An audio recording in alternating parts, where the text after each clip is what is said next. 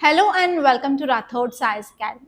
ఈరోజు నేను ఇక్కడ హిందూ హైదరాబాద్ ఎడిషన్ తీసుకొని నేను తెలుగులో ఎక్స్ప్లెయిన్ చేస్తున్నాను. సో ఇది front page of Hindu. So ఈ ఫ్రంట్ పేజ్లో ఒక ఆర్టికల్ ఇంపార్టెంట్ కనిపిస్తుంది. ఇదేంటంటే Manipur presidents rule ends, new CM వచ్చారు అని చెప్పి ఇక్కడ చెప్పారనమాట. సో ఈ ఆర్టికల్ అర్థం కావాలంటే దీనికి సంబంధించిన బేసిక్స్ అయితే కంపల్సరీ తెలిసి ఉండాలి. అండ్ ఇక్కడ వచ్చేసరికి 2 ఇంపార్టెంట్ కీవర్డ్స్ కనిపిస్తున్నాయి. ఫస్ట్ వచ్చేసి ప్రెసిడెంట్స్ రూల్,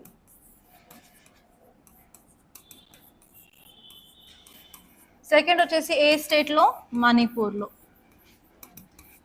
ఈ ఆర్టికల్ ఏం చెప్తుంది అంటే ప్రెసిడెంట్స్ రూల్ మణిపూర్లో ఎండ్ అయింది, కొత్త సీఎం స్వాన్ చేస్తున్నారు అని చెప్పి ఈ ఆర్టికల్లో ఉందన్నమాట.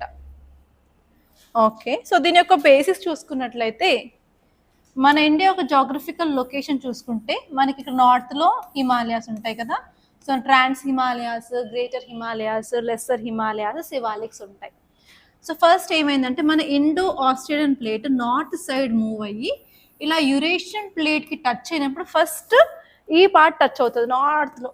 ఈ పార్ట్ టచ్ అయినప్పుడు మనకి ఇక్కడ ట్రాన్స్ హిమాలయాస్ ఫామ్ అవుతాయి. దాని తర్వాత సెకండ్ టైం, థర్డ్ టైం అలా గుద్దుకున్నప్పుడు మన greater Himalayas, lesser Himalayas and outer Himalayas form అవుతాయి అన్నమాట. దాని తర్వాత ఏమవుతుందంటే ఇలా మూవ్ అయిన తర్వాత ఇలా సింటాక్సిల్ బెండ్ అనేది అవ్వడం వల్ల మనకి నార్త్ ఈస్టర్న్ పార్ట్లో కూడా ఈ హిమాలయాస్ ఎక్స్టెన్షన్ ఉంటాయి అన్నమాట. ఈ హిమాలయాస్ ఎక్స్టెన్షన్ ఏంటంటే వీటిని పూర్వాంచల్ అని అంటారు. హిమాలయాస్ ఒక ఎక్స్టెన్షన్ మన నార్త్ ఈస్టర్న్ పార్ట్లో చూసేది పూర్వాంచల్ అనమాట. సో హిమాలయాస్ వాటికి డిఫరెన్స్ చూసినట్లయితే హిమాలయాస్ లాఫ్టీ అంటే చాలా హైట్ ఉంటాయి, అండ్ పూర్వాంచల్ వచ్చేసి చిన్న చిన్న హిల్స్ లాగా హైట్ అనేది చాలా తక్కువ ఉంటాయి అనమాట. సో మనకి ఏమవుతుంది అంటే ఒక హిల్స్ తీసుకున్నాం అనుకోండి, ఇలా హిల్స్, ఇదేమో హిల్ అవుతుంది, దీనికి ఇక్కడ ఇదేమో వ్యాలీ రీజన్ ఉంటుంది అనమాట. సో నార్మల్గా నార్త్ ఈస్టర్న్ పార్ట్లో చూసుకున్నట్లయితే ఇక్కడ మనకి లష్ గ్రీన్ ఫారెస్ట్లు కూడా చాలా ఎక్కువ ఉంటాయి, అండ్ ఇక్కడ రెయిన్ఫాల్ కూడా మంచిగా బాగుంటుంది. ఎందుకు రెయిన్ఫాల్ ఎక్కువ ఉంటుంది అంటే మనకి మాన్సూన్ గురించి చదువుకున్నట్లయితే మనకి 0 degrees దగ్గర నుంచి విండ్స్ అనేవి సీజనల్ రివర్స్లు అవుతాయి కదా. సో ఇక్కడ మనకి బే ఆఫ్ బెంగాల్ నుంచి కూడా ఇలాంటి విండ్స్ అనేవి మాన్సూన్ విండ్స్ రావడం వల్ల నార్త్ ఈస్టర్న్ పార్ట్లో మంచిగా రెయిన్ఫాల్ ఉంటుంది. దానివల్ల అక్కడ గుడ్ ఫారెస్ట్ అనేవి అవైలబుల్గా ఉంటాయి. అండ్ మనకి ఇక్కడ ఫారెస్ట్లు ఉన్నాయనగానే అక్కడ ఏ కమ్యూనిటీ లివ్ చేస్తారు, ట్రైబల్ కమ్యూనిటీస్ అంటే ఎస్టీస్ ఉంటారు కదా.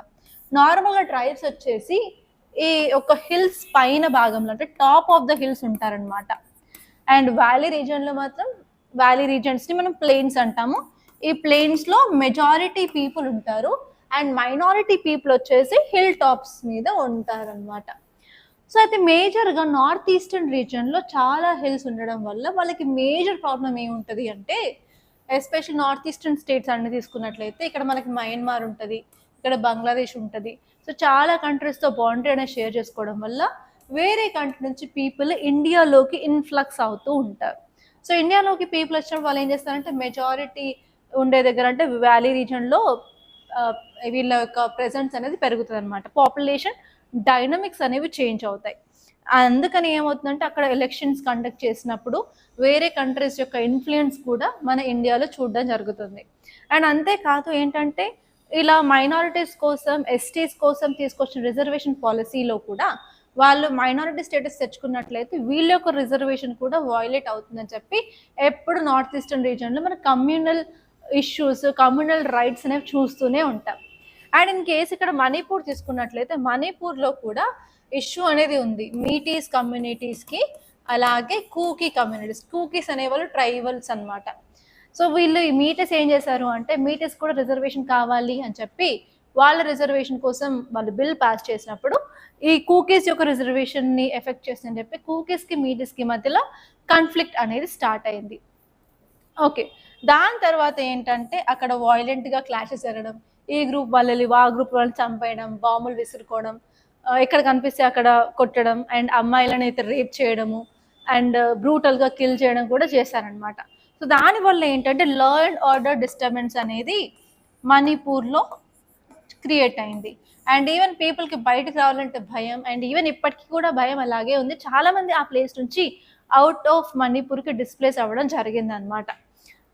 ఓకే, ఆ టైంలో ఏమైందంటే అక్కడున్న చీఫ్ మినిస్టర్ కూడా రిజైన్ చేశారనమాట. ఇదంతా ఎప్పుడు జరిగిందంటే లాస్ట్ ఇయర్ ఫిబ్రవరి 2025లో even chief minister of Manipur కూడా రిజైన్ చేశారు. సో అక్కడ political instability, law and order problem ఉంది కాబట్టి అక్కడ గవర్నర్ ఏం చేశారంటే మన ప్రెసిడెంట్కి రిపోర్ట్ అయితే రాశారు. మన ప్రెసిడెంట్ ఏం చేశారు అంటే ప్రెసిడెంట్ రూల్ని ఇంపోజ్ చేశారు. అది ఎప్పుడు last year February.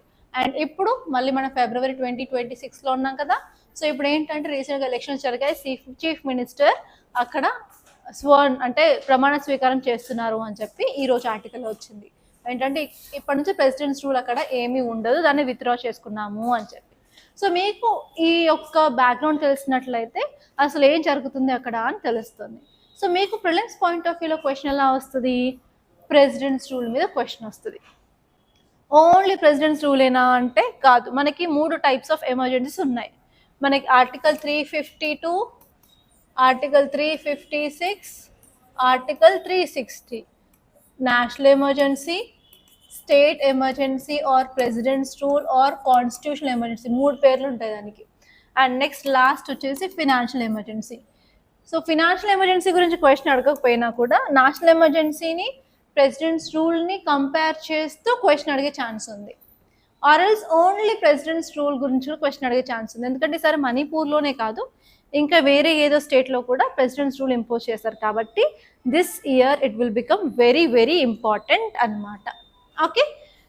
And next వచ్చేసి మీకు ట్రైబల్ కమ్యూనిటీస్ మీద కూడా క్వశ్చన్ వచ్చే ఛాన్స్ ఉంది. ఎందుకంటే డీనోటిఫైడ్ ట్రైబ్స్ మీద క్వశ్చన్ ఆర్టికల్ అయితే ఉంది ఈరోజు న్యూస్లో. కాబట్టి ఈవెన్ ట్రైబ్స్ ఏ స్టేట్లో ఉన్నారు ఆర్ఎల్స్ డీనోటిఫైడ్ ట్రైబ్స్ గురించి కూడా క్వశ్చన్ వచ్చే ఛాన్స్ అయితే ఉంది. అన్ని ఏరియాస్లో మీరు ఫోకస్ చేయాలి. అండ్ ఈరోజు మీరు చేయాల్సిన పని ఏంటంటే లక్ష్మీకాంత్ ఓపెన్ చేయండి, ఎమర్జెన్సీ ప్రొవిజన్స్ ఓపెన్ చేసి నేషనల్ ఎమర్జెన్సీని, ప్రెసిడెంట్స్ రూల్ని క్లియర్ కట్గా ప్రతి ఒక్క ప్రొవిజన్ని చదువుకోండి.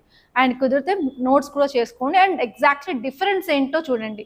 ఎందుకంటే చాలాసార్లు యూపీఎస్సీ పాలిటీ పాయింట్ ఆఫ్ వ్యూలో క్వశ్చన్స్ అడిగినప్పుడు ఎమర్జెన్సీ తీసుకున్నట్లయితే స్టేట్ ఎమర్జెన్సీ అని ఇచ్చేసి అందులో నేషనల్ ఎమర్జెన్సీ ప్రొవిజన్స్ మిక్స్ చేయొచ్చు, 2 కలిపి ఇవ్వచ్చు. అండ్ స్టేట్ ఎమర్జెన్సీ అని చెప్పి నేషనల్ ఎమర్జెన్సీ ఇవ్వచ్చు, నేషనల్ ఎమర్జెన్సీ అని చెప్పి స్టేట్ ఎమర్జెన్సీ ప్రొవిజన్స్ ఇవ్వచ్చు. సో కాబట్టి ఎగ్జాక్ట్గా డిఫరెన్సెస్ ఏంటో చూసుకోండి. ఆ డిఫరెన్స్ మీద మీరు క్వశ్చన్ వచ్చే ఛాన్స్ అయితే ఉంటుందండి. ఓకే. సో ఇప్పుడు మనం నేషనల్ ఎమర్జెన్సీ గురించి క్లియర్గా చూసినట్లయితే ఓకే. సో నేషనల్ ఎమర్జెన్సీ గురించి మీరు చూసుకోండి. సో ప్రెసిడెంట్స్ రూల్ ఏంటంటే నార్మల్గా స్టేట్ గవర్నమెంట్ని సస్పెండ్ చేసేసి ఆ ఎంటైర్ స్టేట్ అనేది డైరెక్ట్గా కంట్రోల్ ఆఫ్ ప్రెసిడెంట్లోకి వస్తుంది. యూనియన్ గవర్నమెంట్ కింద వాళ్ళకి, సెంట్రల్ గవర్నమెంట్ కింద ఈ ఎంటైర్ స్టేట్ అనేది కంట్రోల్లోకి వస్తుంది. అండ్ ఇది ఇంపోజ్ చేయాల్సిన ఆర్టికల్ ఏంటంటే ఆర్టికల్ 356 బేస్ చేసుకొని ఇది ప్రెసిడెంట్స్ రూల్ ఇంపోజ్ చేస్తారు. అండ్ ఇక్కడ గుర్తుపెట్టుకోవాల్సిన ఇంకొక ఆర్టికల్ ఏంటంటే ఆర్టికల్ 355.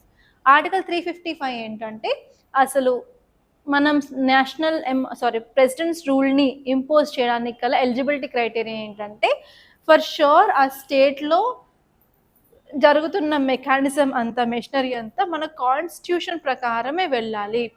ఇన్ కేస్ మన కాన్స్టిట్యూషన్ ప్రకారం వెళ్ళలేదు అంటే మనకి ఎవ్రీ స్టేట్లో సెంటర్ అపాయింట్ చేసిన ఒక మెంబర్ ఉన్నారు కదా, గవర్నర్, ఆ గవర్నర్ రిపోర్ట్ రాస్తారనమాట. ఆ రిపోర్ట్ ప్రెసిడెంట్కి పంపిస్తే ఆ ప్రెసిడెంట్ ఏం చేస్తారు, ప్రెసిడెంట్స్ రూల్ని ఇంపోజ్ చేస్తారు. సో అది ఏ ఆర్టికల్ ప్రకారం అంటే ఆర్టికల్ 355 ప్రకారం అనమాట. ఆర్టికల్ 355 ఏం చెప్తుంది అంటే ఎవ్రీ స్టేట్లో ఉన్న ఫంక్షన్స్ అన్నీ అకార్డింగ్ టు కాన్స్టిట్యూషన్ మాత్రమే జరగాలి అని చెప్తుంది. ఓకే. అండ్ నెక్స్ట్ గ్రౌండ్స్ ఎప్పుడు ఇంపోజ్ చేస్తారు అంటే గవర్నర్ ఒక రికమెండేషన్ అంటే గవర్నర్ ఒక రిపోర్ట్ ప్రకారం. అండ్ సెకండ్ వచ్చేసి ఈవెన్ ప్రెసిడెంట్స్కి కూడా మనకు డిస్క్రిషన్ అనేది ఉంటుంది అనమాట.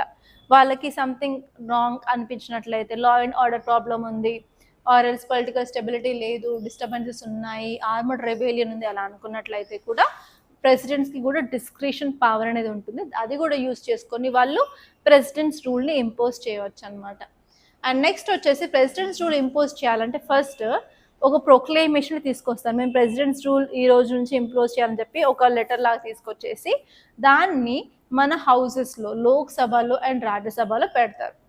పెట్టిన తర్వాత అది సింపుల్ మెజారిటీతో పాస్ అవ్వాలి. ఇన్ కేస్ మనకి హౌసెస్ అనేవి సెషన్లో లేనప్పుడు వితిన్ 2 months లోపే ఆ ప్రొక్లైమేషన్ని బోత్ హౌసెస్లో పాస్ చేయాలి. ఇన్ కేస్ పాస్ అవ్వలేదు అంటే ఈ ప్రెసిడెంట్స్ రూల్ విత్డ్రా చేసుకోవాలన్నమాట. ఇది ప్రొసీజర్. అండ్ నెక్స్ట్ వచ్చేసి ఎంత టైం పీరియడ్ వరకు ఉంటుంది అంటే, మనం ఒక్కసారి ప్రెసిడెంట్స్ రూల్ ప్రొక్లైమేషన్ పాస్ చేస్తే 6 months వరకు ప్రెసిడెంట్స్ రూల్ ఉంటుంది. దాన్ని ఎక్స్టెండ్ చేసుకోవడానికి ప్రతి 6 monthsకి మనం ప్రొక్లైమేషన్ని పాస్ చేసుకోవచ్చు. That is the first thing.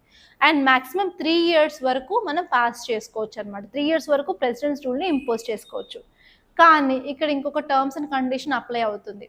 ఏంటంటే 1 year కంటే ఎక్కువ మనం ఎక్స్టెన్షన్ చెయ్యాలి అనుకున్నట్లయితే 44th కాన్స్టిట్యూషనల్ అమెండ్మెంట్ యాక్ట్ ప్రకారం 2 కండిషన్స్ సాటిస్ఫై అవ్వాలి. ఆ 2 కండిషన్స్ ఏంటంటే, మన ఇండియాలో నేషనల్ ఎమర్జెన్సీ అనేది ఇంపోజ్ అయి ఉండాలి ఫస్ట్. సెకండ్ వచ్చేసి election commission of India report అనేది ఇవ్వాలి. ఏం రిపోర్ట్ అంటే, ఆ స్టేట్లో ఎలక్షన్స్ జరపలేము, అందుకని ప్రెసిడెంట్స్ రూల్ని ఎక్స్టెండ్ చేయండి అని చెప్పి ఎలక్షన్ కమిషన్ అయినా సరే రిపోర్ట్ ఇవ్వాలి. ఈ 2 కండిషన్స్ సాటిస్ఫై అయితేనే 1 year కంటే ఎక్కువ మనం ప్రెసిడెంట్స్ రూల్ని ఇంపోజ్ చేయడానికి ఛాన్స్ ఉంటుంది. ఓకే. అండ్ నెక్స్ట్ వచ్చేసి ఓన్లీ 3 years అయినా కొన్ని అబ్నార్మల్ సిచ్యువేషన్స్లో ఇంకా చెయ్యొచ్చా అని అడిగితే, ఎస్, ఇంకా సిచ్యువేషన్ చాలా బ్యాడ్గా ఉండి ఇన్సర్జెన్సీ ప్రాబ్లమ్స్, పబ్లిక్ స్టెబిలిటీ లేదు, లా అండ్ ఆర్డర్ డిస్టర్బెన్స్, గందరగోళాలు జరుగుతున్నాయంటే 3 years తర్వాత కూడా మనం నేషనల్ ఎమర్జెన్సీని ఎక్స్టెండ్ చేసుకోవచ్చు. కానీ ఆ సిచ్యువేషన్లో కంపల్సరీ కాన్స్టిట్యూషనల్ అమెండ్మెంట్ యాక్ట్ తీసుకురావాలి అని చెప్తున్నారు.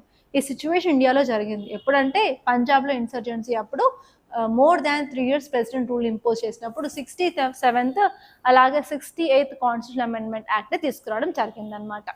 సో ఈ ఫ్యాక్ట్స్ అన్నీ మీరు కంపల్సరీ తెలుసుకోవాలి. అండ్ ఎస్పెషలీ పాలిటీలో నోట్స్ చేసుకునేటప్పుడు స్టేట్ అండ్ సెంటర్కి డిఫరెన్సెస్ లాగా మీరు చేసుకున్నట్లయితే ఈజీగా అర్థమవుతుంది.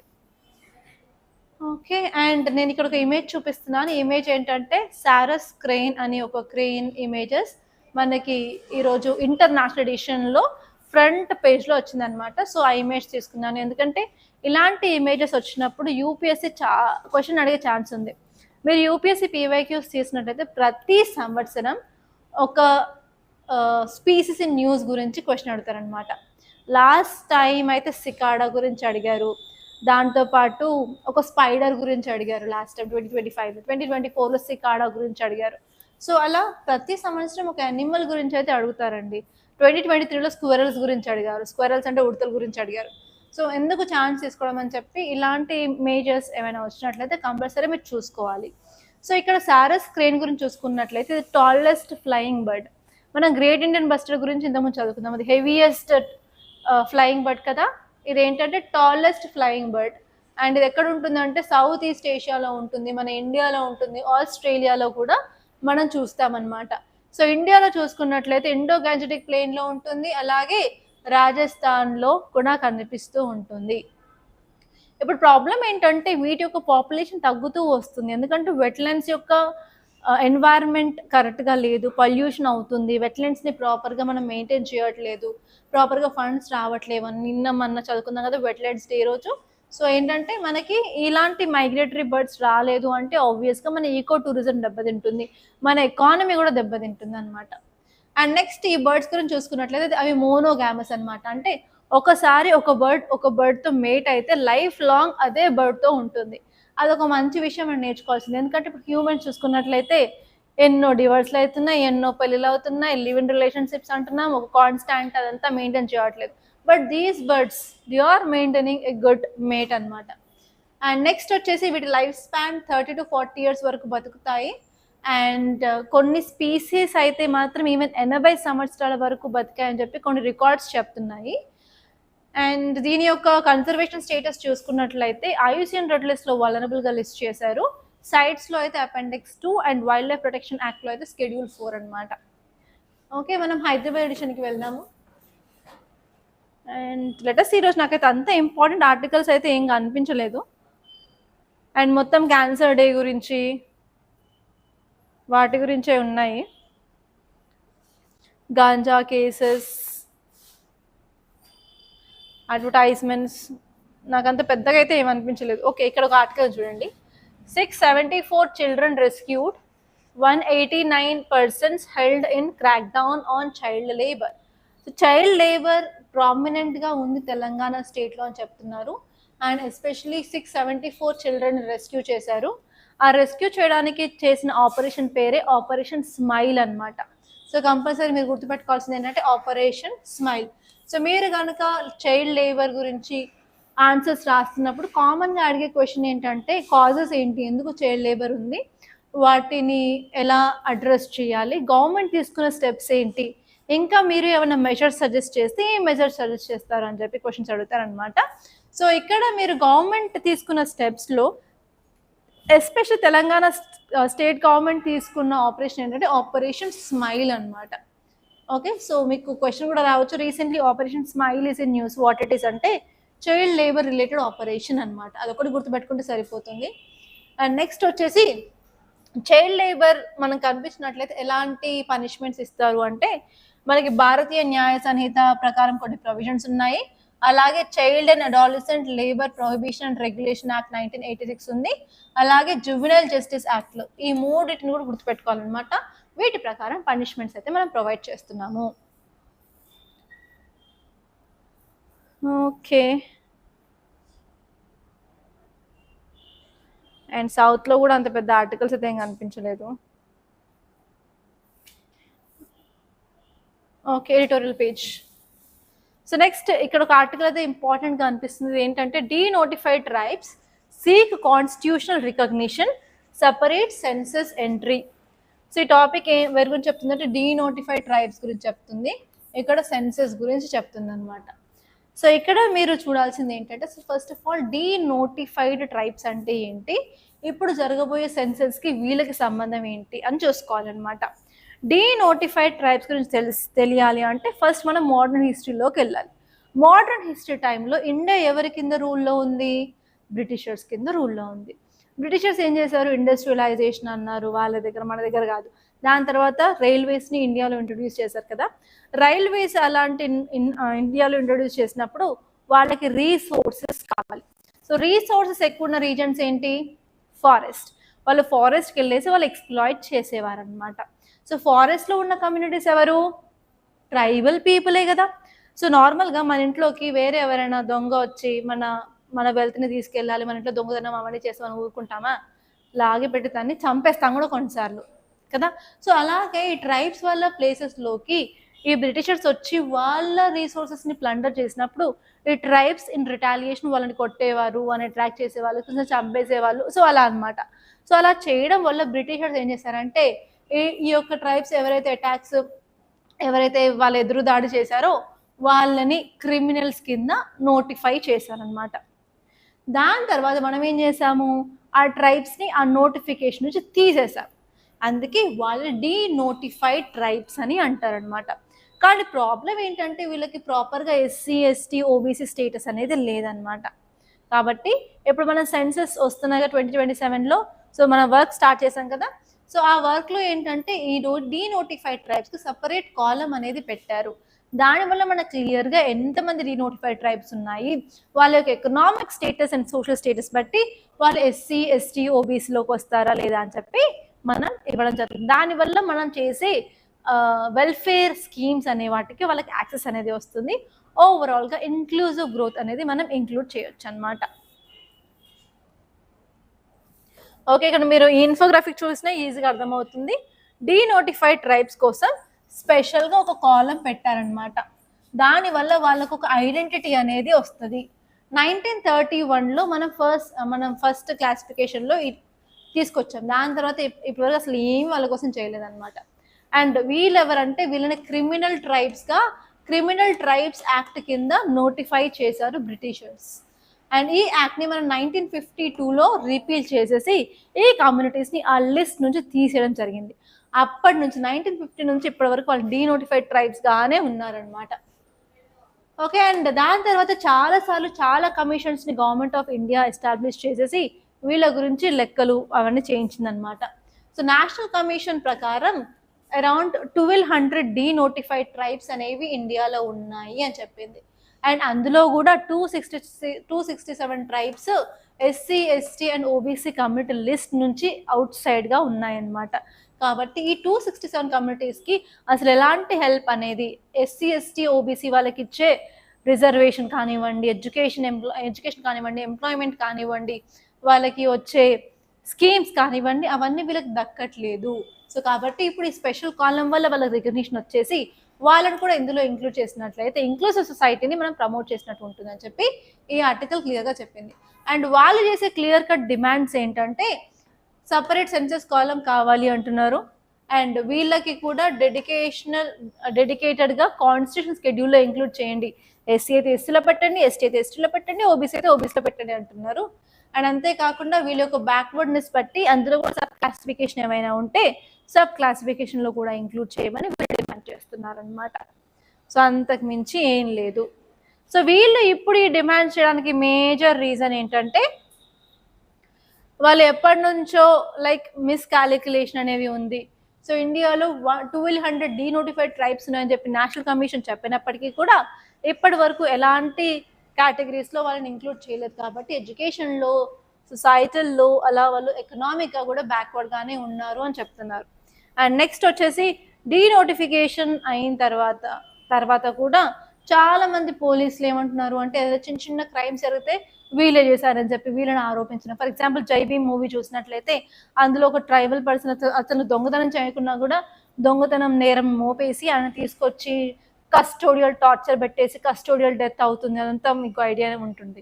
సో ఇప్పుడు కూడా కొన్ని కమ్యూనిటీస్ వాళ్ళని హ్యాబిచువల్ అఫెండర్స్గా చూడడము కరెక్ట్ కాదనమాట. సో అలా వాళ్ళు ఇంకా మరికొంత డిస్క్రిమినేషన్ అనేది సొసైటీలో ఫేస్ చేస్తున్నారు. అండ్ అంతేకాకుండా వాళ్ళు ఎప్పటికి కూడా బ్యాక్వర్డ్గానే ఉన్నారు. ఎందుకంటే వాళ్ళకి ఎస్సీ, ఎస్టీ, ఓబీసీ ఏ స్టేటస్ లేకపోవడం వల్ల గవర్నమెంట్ ఎన్నిసార్లు స్కీమ్స్ ఇచ్చినప్పటికీ ఆర్ఎల్స్ వాళ్ళకి రావాల్సిన రిజర్వేషన్స్ ఎడ్యుకేషన్లో, ఎంప్లాయ్మెంట్లు వాటిలో లేదు. కాబట్టి ఇంకా స్టిల్ బ్యాక్వర్డ్గానే ఉన్నారు. అండ్ అంతేకాదు గవర్నమెంట్ తీసుకొచ్చిన schemes, for example seed scheme ఉంది, for example PM Janman scheme ఉంది. ఆ స్కీమ్స్ అన్నీ వీళ్ళకి ఏం అప్లై అవ్వట్లేదు. కాబట్టి వీళ్ళు ఇప్పుడు డిమాండ్ చేస్తున్నారు అనమాట. అండ్ నెక్స్ట్ ఆర్టికల్ చూసుకున్నట్టయితే cooperative cab service Bharat taxis launch today. Very important అనమాట.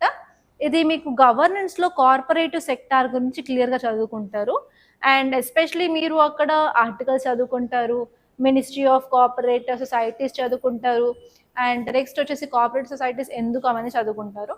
సో ఒక బెస్ట్ కోఆపరేటివ్ సొసైటీ మన ఇండియాలో ఉంది అంటే అది అమూల్ అనమాట. సో అది గుజరాత్లో ఉంటుంది. ఆ కోఆపరేటివ్ సొసైటీలో అరౌండ్ 36 lakh ఫార్మర్స్ మెంబర్స్గా ఉన్నారనమాట. సో ఇప్పుడు ఏంటంటే మనం ఎక్కడికైనా వెళ్ళాలి అంటే క్యాబ్స్ని బుక్ చేసుకుంటాం కదా. మనం నార్మల్గా యూజ్ చేసే వెబ్సైట్స్ ఏంటంటే ఓలా, ఊబర్, ర్యాపిడో అలాంటివి కదా. సో అక్కడ ఎలా ఉంటుంది అంటే ఆ యొక్క ప్లాట్ఫామ్ కింద మనం రిజిస్ట్రేషన్ చేసుకోవాలి. మనకి ఏమైనా రైట్స్ వస్తే మనం వాటిని యాక్సెప్ట్ చేసి మనం వెళ్తాము. అక్కడ మనకు కొంత కమిషన్ అనేది వస్తుంది అంతే. అక్కడ ఏంటంటే మనం వర్కర్స్ లాగానే ఉంటాం, మనం జిగ్ వర్కర్స్ అయిపోతాం. మనకి ఎలాంటి సోషల్ సెక్యూరిటీ ఉండదు.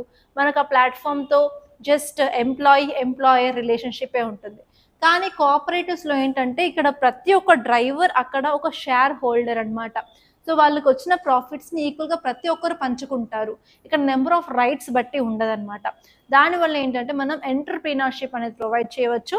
దాంతోపాటు డ్రైవర్స్కి ఎంపవర్మెంట్ అనేది జరుగుతుంది అనమాట.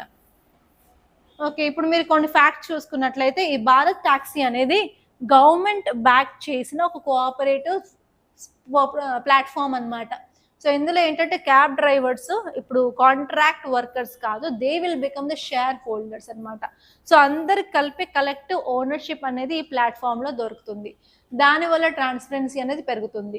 అండ్ దీన్ని ఇంప్లిమెంట్ చేసింది ఎవరంటే ministry of cooperation in collaboration with national e governance division అనమాట. ఇది ఎక్కడ చేశారు అంటే ఢిల్లీలో చేశారు. ఎందుకు చేశారు అంటే మన ఫేర్గా, ట్రాన్స్పరెంట్గా, పీపుల్కి సేఫ్టీ ఇంప్రూవ్ అయ్యేలాగా అండ్ డ్రైవర్స్ ఎక్స్‌ప్లాయిటేషన్ అవ్వకుండా డ్రైవర్స్ని ఎంపవర్మెంట్ చేసే విధంగా అండ్ ప్యాసింజర్స్ కూడా అఫోర్డబుల్ ప్రైజెస్తో ఉంటుందన్నమాట. ఇందులో మన డిజిటల్ గవర్నెన్స్ ఈకోసిస్టమ్ని కూడా ఇంటిగ్రేట్ చేయడం జరుగుతుంది. ఓకే, సో నెక్స్ట్ ఆర్టికల్ వచ్చేసి Indian cities could see fair far higher temperature rise than projected say study. ఒక స్టడీ ఏం చెప్తుంది అంటే మన అర్బన్ ఏరియాస్లో టెంపరేచర్ విపరీతంగా పెరుగుతుంది అని చెప్పింది అనమాట.